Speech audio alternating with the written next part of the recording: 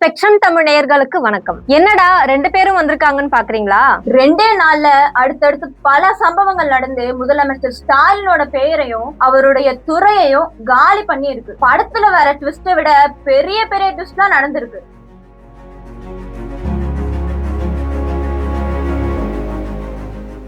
பொதுவா எதிர்கட்சி தான் ஆளுங்கட்சியே அடிக்கும். ஆனா இப்போ அவங்களுக்குள்ளே அடிச்சுக்கிறாங்க, அதுவும் தேர்தல் நெருங்குற நேரத்துல.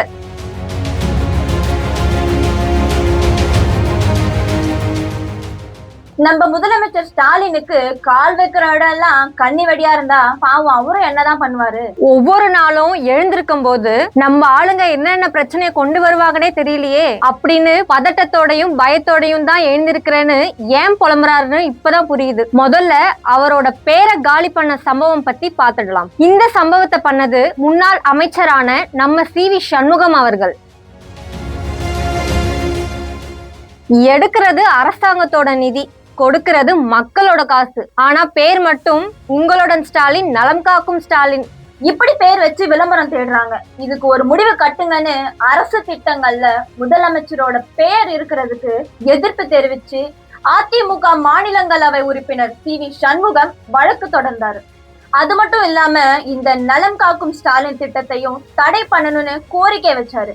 அரசு நிதியிலிருந்து செயல்படுற திட்டங்களுக்கு தனிப்பட்ட அரசியல் தலைவர்களோட பெயரையோ புகைப்படங்களையோ பயன்படுத்துறது உச்ச நீதிமன்ற தீர்ப்புக்கும் தேர்தல் ஆணைய விதிகளுக்கும் எதிரானதுன்னு சி.வி. சண்முகம் தரப்புல வாதிட்டாங்க. முக்கியமா உங்களுடன் ஸ்டாலின் திட்ட விளம்பரங்கள்ல முன்னாள் முதல்வர் கருணாநிதி, முதல்வர் ஸ்டாலின் படங்கள் இருக்கிறது மேற்கோள் காட்டப்பட்டுச்சு. இதுக்கு திமுக தரப்புல கடந்த ஆட்சியில அம்மா என்ற பெயர்ல திட்டங்கள் இருந்ததை சுட்டி காட்டுறாங்க. ஆந்திரால ஜெகன் திட்டம் இருந்ததை சுட்டி காட்டி இது வழக்கமானதுதான்னு வாதிடுறாங்க. ரெண்டு தரப்பு வாதத்தையும் கேட்ட சென்னை உயர்நீதிமன்றம் அரசு திட்டங்களுக்கு அரசியல் தலைவர்களோட பெயர்கள், படங்கள், அரசியல் முத்திரைகளை பயன்படுத்துறத நீதிமன்றம் ஏற்காது. அரசு திட்டங்களை தனிப்பட்ட நபர்களோட சாதனைகளா விளம்பரம் படுத்துறத தவறானதுன்னு சொல்லி நல்லா கொட்டுன்னு கொட்டி விட்டுட்டாங்க. அப்ப இனிமே உங்களுடன் ஸ்டாலின் இல்லையா? ஏய், என்ன மாட்டி விட பாக்குற? அவருக்கு வேற உடம்பு சரியில்லை. நம்மோட முதல்வர் எப்பவுமே நமக்காக இருப்பாரு. என்ன, அந்த திட்டத்துல அவரோட பேர் இருக்காது, அவ்வளவுதான். சரி, இந்த நலன் காக்கும் ஸ்டாலின் திட்டத்தை தடை பண்ணிட்டாங்களா? இல்ல, அத நீதிமன்றம் தடை பண்ணல. ஆனா அதுலதான் ட்விஸ்டே. இன்னைக்கு அந்த திட்ட தொடக்க விழாவில நடந்ததுதான் திமுகவுக்கு அடுத்த இடியா விழுந்திருக்கு. என்னாச்சு அப்படி? போயா முட்டா பயலே. ஏய், யார பார்த்து முட்டா பயலேன்னு சொல்ற? ராஸ்கல், தொலைச்சிடுவேன். சரி டென்ஷன் ஆகாத. எதுக்கு ஸ்கூல் பசங்க மாதிரி டென்ஷன் ஆகிட்டு? ஆனா திமுகவோட நலன் தரும் ஸ்டாலின் மருத்துவ திட்ட தொடக்க விழாவில இதான் நடந்திருக்கு. என்ன சொல்ற? விழாக்கு வந்த மக்கள் இது மாதிரி பேசி அடிச்சுக்கிட்டாங்களா? அட நீ வேற, மக்கள் பேசி அடிச்சுக்கல, திமுக எம்பியும் எம்எல்ஏவும் மேடையில பேசிக்கிட்ட வசனம் தான் இது.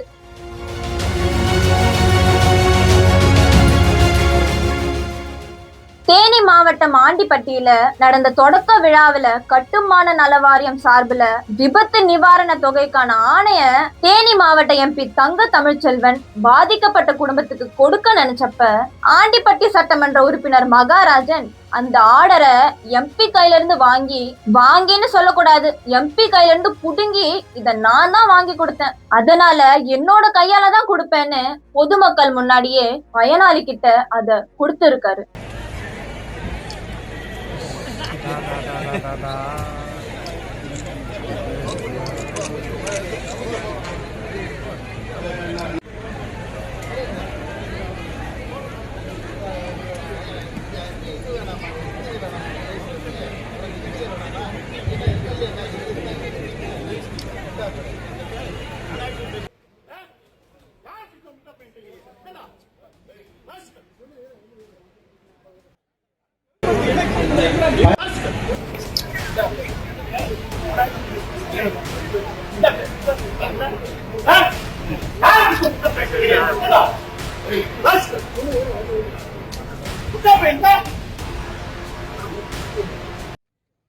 இதுல கடுப்பான எம்பி தங்க தமிழ்ச்செல்வன் கலெக்டர் முன்னாடியே போடா முட்டா பயிலேன்னு சொல்ல, இத கேட்டு டென்ஷன் ஆன எம்எல்ஏ மகாராஜன் யார பார்த்து முட்டா பயிலேன்னு சொல்ற ராஸ்கல், தொலைச்சிடுவேன்னு சொல்ல அதிரடியா முடிஞ்சிருக்கு நலம் தரும் ஸ்டாலின் திட்டம். தொடக்க விழாவில எம்எல்ஏ ஹை பிச்ல கத்துறத பார்த்து கலெக்டர் ஷாக் ஆனாலும் ஒரு பக்கம் மைண்ட் வாய்ஸ்ல நீங்க முட்டாள் இல்லப்பா, உங்களை நம்பி நின்னுட்டு இருக்க நாங்க தான் முட்டாள்னு நினைச்சிட்டு சிரிப்ப அடக்க முடியாம நின்னத ஒரு பக்கம் பார்க்க முடிஞ்சது.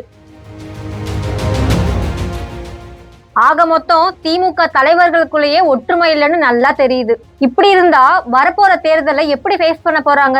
இப்படி ஒவ்வொரு நாளும் பிரச்சனை மேல பிரச்சனை வர்றது திமுக தலைமைக்கு அதிருப்தியை ஏற்படுத்தி இருக்கு. பொறுத்திருந்து பார்க்கலாம் அடுத்து என்ன பிரச்சனை எல்லாம் வருதுன்னு.